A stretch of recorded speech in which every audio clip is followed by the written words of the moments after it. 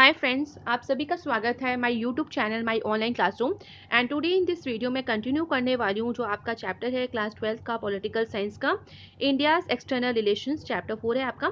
और आज इस वीडियो में एक्सप्लेन करने वाली हूँ आपको the policy of non alignment. इससे पहले का जो चैप्टर का जो कॉन्टेंट है वो मैं अपनी प्रीवियस वीडियो में एक्सप्लेन कर दिया। अगर आप इस चैनल पर न्यू हैं तो प्लीज़ इस वीडियो को लाइक करिए, शेयर करिए और साथ ही इस चैनल को सब्सक्राइब भी कर लीजिए और बेल आइकन को भी प्रेस कर लीजिए। देखिए, आज मैं आपको बताने वाली हूँ the policy of non alignment. और किस तरह से देखिए इंडियन नेशनल मूवमेंट अगर देखा जाए तो ऐसा नहीं था कि जो भी इंडियन नेशनल मूवमेंट हुआ अपनी इंडिपेंडेंस को लेने के लिए, वो ऐसा नहीं था कि कोई छुपा हुआ प्रोसेस रहा, एक आइसोलेटेड प्रोसेस रहा, बल्कि दुनिया में भी इस प्रोसेस के बारे में जाना गया।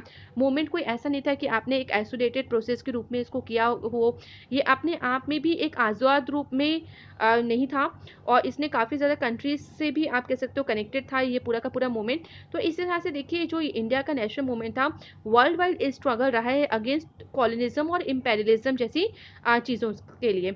और इसके साथ ही देखिए इसने काफ़ी ज़्यादा इन्फ्लुएंस भी रहा है इसका लिबरेशन मूवमेंट्स में। इसने काफ़ी प्रेरित किया और भी कंट्रीज़ के मैनी एशियन और अफ्रीकन कंट्रीज़ को भी प्रेरित किया अपनी इंडिपेंडेंस को हासिल करने के लिए। साथ ही देखिए इंडियाज इंडिपेंडेंस की बात करें तो वहाँ से भी आप देखो तो काफ़ी ज़्यादा जो कॉन्टेक्ट है हमारे जो नेशनल लीडर्स रहे हमारी कंट्री के, वो भी काफ़ी ज़्यादा कनेक्शन रहा उनका डिफरेंट डिफरेंट कंट्रीज़ में जहाँ पे कॉलोनियल रूल था। वहाँ पे उन्होंने काफ़ी कॉमन स्ट्रगल जो हुए थे अगेंस्ट कॉलोनिज्म और इम्पेरियलिज्म के खिलाफ, वहाँ पे उन्होंने पार्टिसिपेट किया उन मूवमेंट्स में डिफरेंट कंट्रीज़ में रह के भी।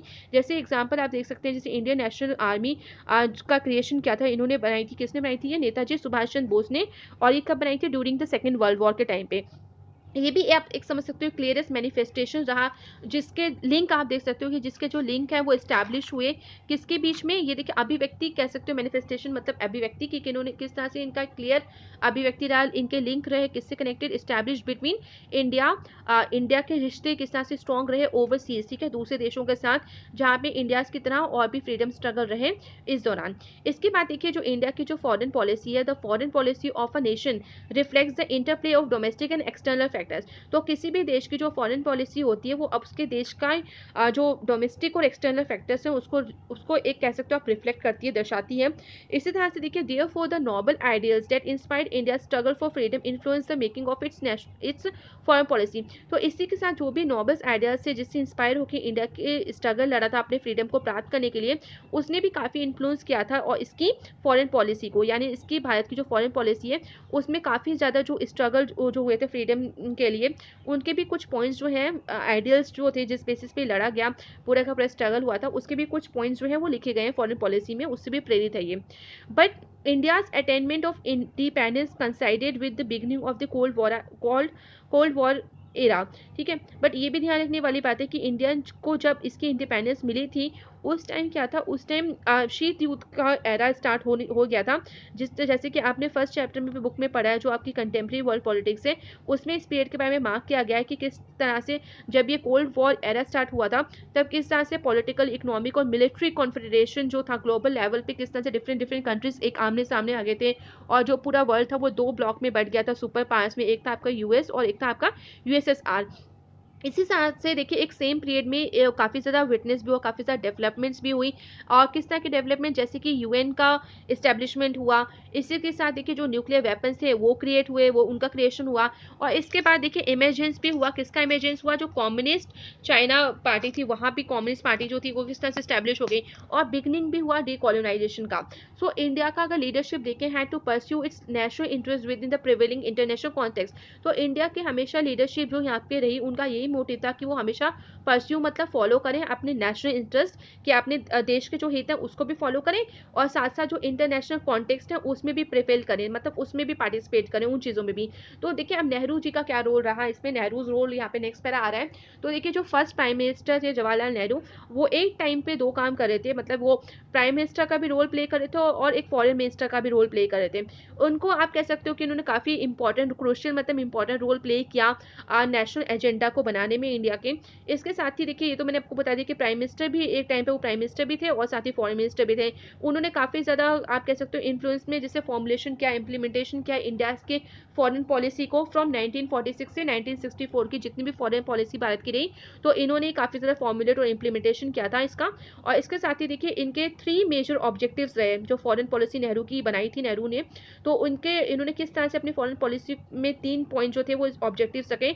तो फर्स्ट था कि हार्ड अर्न सॉवरेनिटी, कि जो इनको बहुत कठोर परिश्रम से जो सॉवरेनिटी संप्रभुता मिली है, ठीक है, अपनी कंट्री को उसको प्रिजर्व करें, यानी सुप्रीम पावर जो डिसीजन लेने का अधिकार मिला है, यानी फ्रीडम मिली है ब्रिटिश कॉलोनियल से, तो उसको वो संभाल के रखें, उसको प्रिजर्व करें। साथ ही जो टेरिटोरियल इंटीग्रिटी है, जो देश की इंटीग्रिटी है, एकता है, उसको भी बना के रखें, मिलजुल के रहें सब लोग। और इसके साथ ही किस तरह से बहुत फास्ट वे में इकोनॉमिक डेवलपमेंट भी करें। तो इन 3 पॉइंट्स को लेके इनका मेन आप कह सकते हो एक फॉरेन पॉलिसी थी। अगर आपसे क्वेश्चन यहाँ से पूछा जाता है कि नेहरू की क्या फॉरेन पॉलिसी थी, तो उसमें क्या इंपॉर्टेंट 3 पॉइंट्स थे, तो वो आप यहाँ से लिख सकते हो 3 ऑब्जेक्टिव्स, तो आप ये मार्क कर लीजिए। इसके साथ ही देखिए Nehru wish to achieve this objectives through the strategy of non alignment. इन तीनों ऑब्जेक्टिव्स को पूरा करने के लिए, इन तीनों ऑब्जेक्टिव्स को पाने के लिए नेहरू की क्या स्ट्रेटेजी थी, तो उनकी स्ट्रेटेजी थी कि वो नॉन अलाइनमेंट मूवमेंट जो था, नॉन अलाइनमेंट स्ट्रेटेजी, उसको फॉलो करेंगे। देयर वर ऑफ कोर्स इसके साथ ही देखिए क्या थी नॉन अलाइनमेंट की जो पार्टीज और जो ग्रुप्स थे इन कंट्री में that believe that India should be more friendly with the block led by the US. काफ़ी सारे जो पॉलिटिकल पार्टीज इंडिया में थी उनका मानना था कि अगर इंडिया अपने अच्छे दोस्ती भरे रिश्ते जो हैं वो किसके साथ बना ले, यूएस के साथ बना ले, यूएस ब्लॉक के साथ मिल जाए, तो आई थिंक उससे मतलब इनका कहना ये था कि अगर यूएस के साथ मिल जाए, यूएस के खेमे में चले जाए, उसके ब्लॉक में ऐड हो जाए, तो ये हो सकता है कि जो आगे की जो डेमोक्रेसी है उस मेंटेन करने में ज़्यादा हेल्प मिल जाएगी। इसके साथ ही देखिए ये जो कुछ लाइंस थी, ये थॉट था, ये विचार था डॉक्टर बी आर अम्बेडकर का कि वो चाहते थे कि यूएस के साथ मिल जाए इंडिया। इसके बाद देखिए कुछ और भी पॉलिटिकल पार्टीज थी जो अपोज थी, कम्युनिज्म के खिलाफ थी, वो भी चाहती थी कि इंडिया जो है वो यूएस फॉरेन पॉलिसी जो है उसको थोड़ा फॉलो कर ले, तो अच्छी हमारी जो इंडिया की फॉरेन पॉलिसी है वो काफ़ी अच्छे उसको एडवांटेजेस मिल सकते हैं। इसके साथ ही देखिए दिस इंक्लूडेड द, इसमें कौन कौन सी पॉलिटिकल पार्टीज थी जो ऐसा सोचती थी कि यूएस के साथ अगर इंडिया मिल जाए तो इंडिया की फॉरेन पॉलिसी और स्ट्रॉन्ग हो सकती है, तो उसमें थे भारतीय जनसंघ, इसके बाद स्वतंत्र party.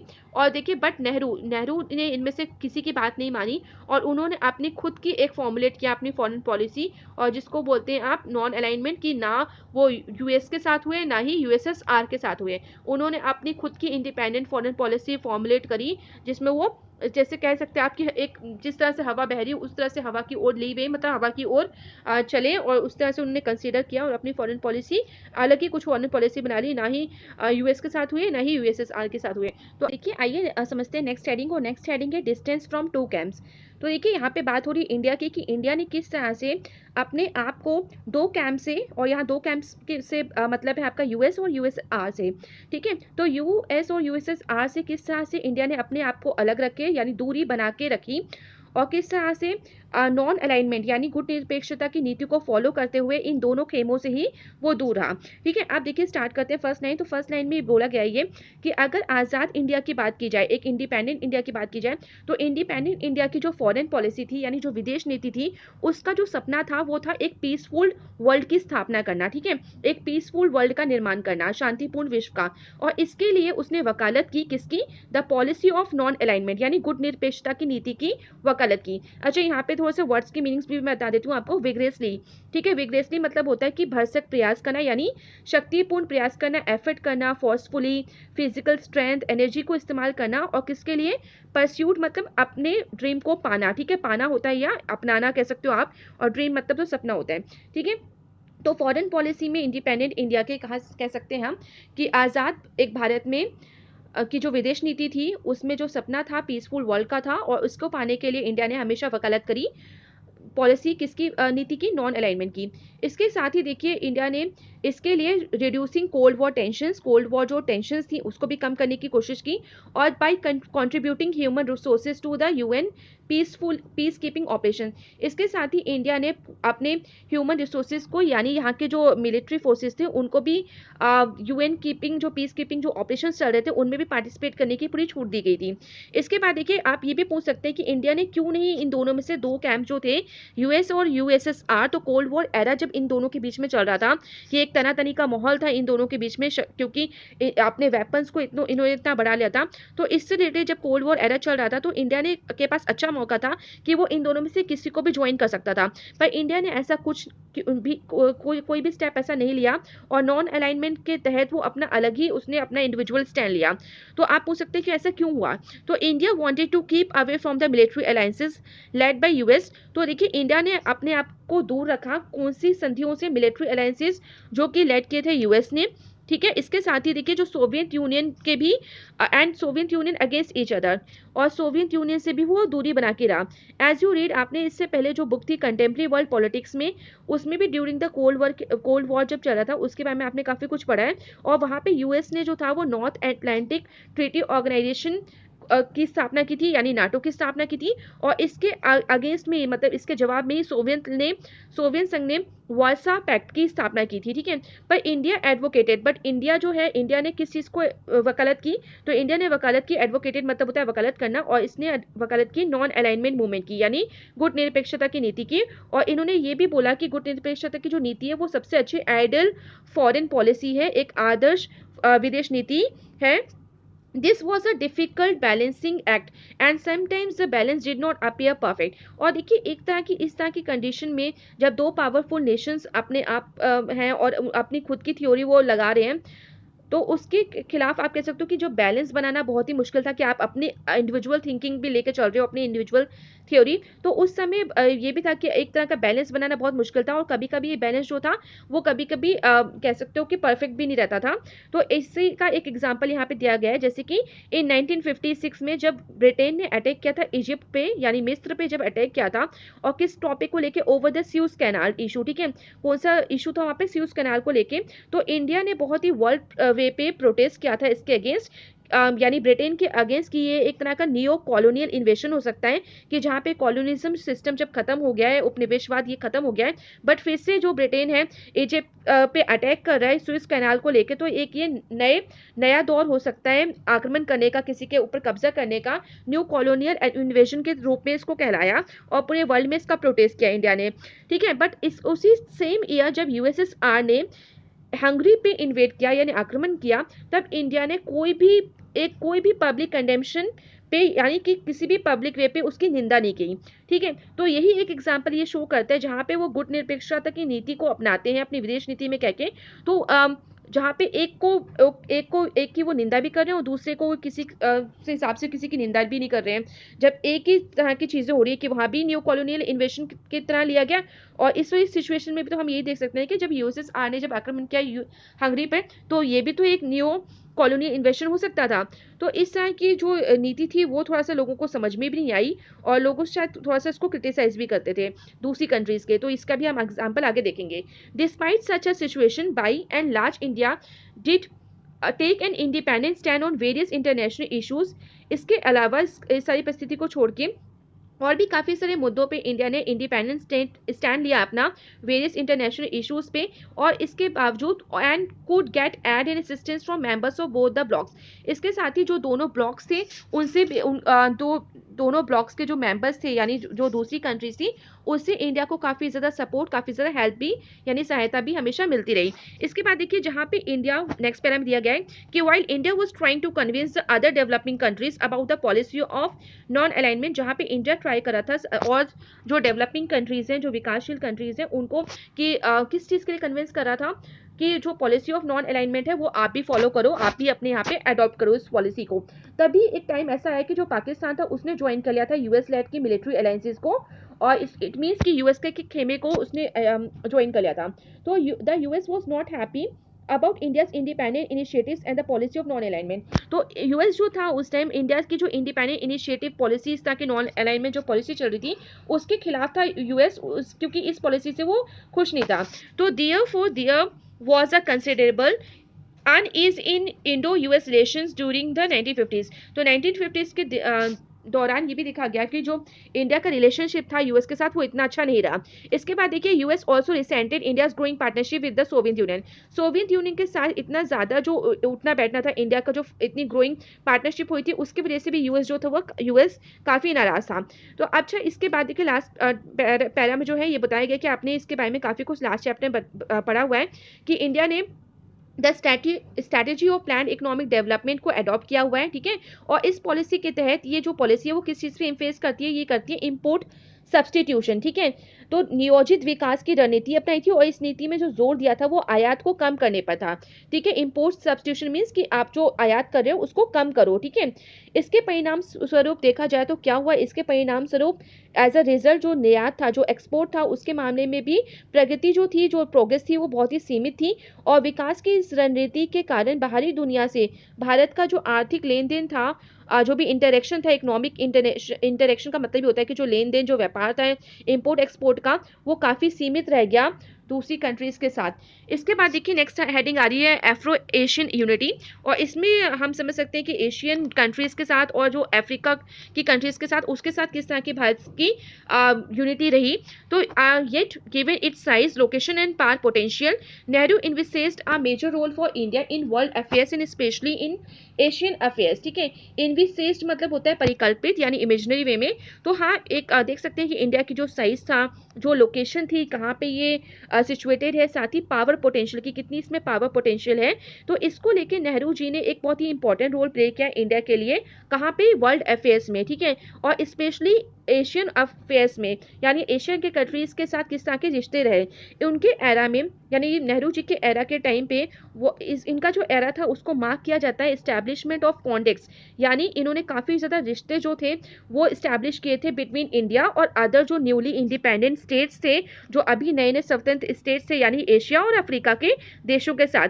Through out the 1940s and 1950s Nehru had been an adherent advocate of Asian unity, ठीक है। एडरेंट का मतलब होता है उत्साही। तो थ्रू आउट द 1940 से लेकर 1956 50s तक का दौरान का जो टाइम देखा जाए तो नेहरू काफ़ी उत्साही वकालत करते थे, एक तरह से कह सकते हो कि एक वकील के रूप में, उत्साही वकील के रूप में उन्होंने एशियन यूनिटी के लिए काफ़ी कुछ काम किया। और अंडर हिज लीडरशिप, उनकी ही लीडरशिप में, India convened the Asian Relations Conference in March 1947। और उन्हीं की लीडरशिप में इंडिया ने कन्वेनेंट मीन्स होता है कि बुलाई, ठीक है। क्या बुलाया, यहाँ पे उन्होंने एशियन रिलेशंस कॉन्फ्रेंस को बुलाया। मतलब यहाँ पे एशिया के काफ़ी सारे कंट्रीज जो न्यूली इंडिपेंडेंट स्टेट्स थे वो यहाँ पे आए, इसमें पार्टिसिपेट किया इस कॉन्फ्रेंस में। कब, यानी मार्च 1947 में इन्होंने बुलाया इस कॉन्फ्रेंस को। यहाँ पे इस कॉन्फ्रेंस में सारे एशियन कंट्रीज को उन्होंने पार्टिसिपेट भी किया। और जबकि 5 months ahead of attaining it's independence, जबकि इंडिया उस टाइम इतना वहाँ पे 5 महीने बाकी थे आज़ाद होने से पहले, ठीक है। India made earnest efforts for the early realisation of freedom of Indonesia from the Dutch colonial regime by convening an international conference in 1949 to support its freedom struggle. इसके साथ ही नेहरू जी ने, कह सकते हो कि आपकी इंडिया ने एक बहुत ही बड़ा एफर्ट ये भी किसमें लगाया एफर्ट, जब इन्होंने देखा कि जो इंडोनेशिया है, इंडोनेशिया को बचाने के लिए डच कॉलोनियल रिजीम से, यहाँ पे डच कॉलोनियल रूल करने वाले थे इंडोनेशिया पे, तो उससे भी उसको फ्री करना चाहते थे। तो इसके लिए भी एक इंटरनेशनल कॉन्फ्रेंस जो थी वो 1949 में बुलाई गई, जिसमें सपोर्ट किया गया फ्रीडम स्ट्रगल। और किसके फ्रीडम स्ट्रगल को, इंडोनेशिया के फ्रीडम स्ट्रगल को against of Dutch colonial regime से। इसके बाद देखिए और भी कुछ हुआ था कि यहाँ पे India was a strong supporter, India जो था वो हमेशा ही एक स्ट्रॉन्ग यानी निष्ठावान सपोर्टर रहा है डीकोलोनाइजेशन का, यानी उपनिवेशवाद जो था उसके खिलाफ ही रहा ये, उस प्रोसेस के। और इसका फ्रेमली अपोज जो था ये किसके अगेंस्ट रहा, तो रेसिज्म, यानी कि जो अपार्थिव सिस्टम होता था, जो रेशियल डिस्क्रिमिनेशन होता था on the basis of skin colour, जो अपार्थिव सिस्टम यहाँ बोला गया स्पेशली अपार्थिव इन साउथ अफ्रीका, तो इसके खिलाफ भी ये इंडिया हमेशा ही रहा और काफ़ी ज़्यादा लड़ाइयों में पार्टिसिपेट भी किया इस तरह के फ्रीडम स्ट्रगल्स में। The Afro Asian conference held in the Indonesian city of Bandung in 1955 commonly known as the Bandung conference, ठीक है। अब इसके बाद देखिए अफ्रीकन और एशियन कॉन्फ्रेंस हुई वहाँ एक, कहाँ पे, इंडोनेशिया सिटी के एक सिटी थी बांडुंग 1955 में। यहाँ पे एक एफ्रो एशियन कॉन्फ्रेंस हुई जहाँ पे सारी अफ्रीकन और एशियन कंट्रीज़ ने यहाँ पार्टिसिपेट किया। और इस जो ये जो कॉन्फ्रेंस थी इसको स्पेशली कॉमनली जो हम जिस नाम से जानते हैं वो है बैंडुंग कॉन्फ्रेंस के नाम से इसको जानते हैं। और इसने mark the zenith of India's engagement with the newly independent Asian and African nations. और इसकी वजह से ही इंडिया ने अपने एक कह सकते हो कि जो उसके अच्छे रिलेशनशिप थे इंडिपेंडेंट एशियन अफ्रीकन नेशंस के साथ, वो काफ़ी हद तक वो बहुत ही हाइट पे पहुंच गए थे, यानी चरम बिंदु पे या शीर्ष बिंदु पे, जिनेत मतलब होता है शीर्ष बिंदु पे पहुंच चुके थे, हाइट पे पहुंच चुके थे। The Bandung conference later led to the establishment of the NAM. और बैंडुंग कॉन्फ्रेंस के बाद ही इस्टेब्लिशमेंट हुई नेम की, NAM। और the first summit of the NAM was held in Belgrade in September 1961। ठीक है, और इसके साथ ही जो फर्स्ट समिट हुआ था नैम का, वो कहाँ पे हुआ था, वो हुआ था बेलग्रेड में। और किस ईयर में हुआ था, सितंबर 1961 में। नेहरू वॉज अ को फाउंडर ऑफ द नैम। और इसके साथ ही जो नेहरू जी थे वो नैम के को फाउंडर भी थे। और इसके बाद में आप जो है आपने कॉन्टेम्प्रेरी वर्ल्ड पॉलिटिक्स में आपने इसमें देखा भी है फर्स्ट चैप्टर में। ठीक है, तो आई होप यहाँ तक आपको क्लियर हो गया होगा। और इसका जो बाद का कंटेंट है वो मैं अपनी नेक्स्ट वीडियो में एक्सप्लेन करूंगी। So thank you everyone and please like share subscribe this channel for more updates.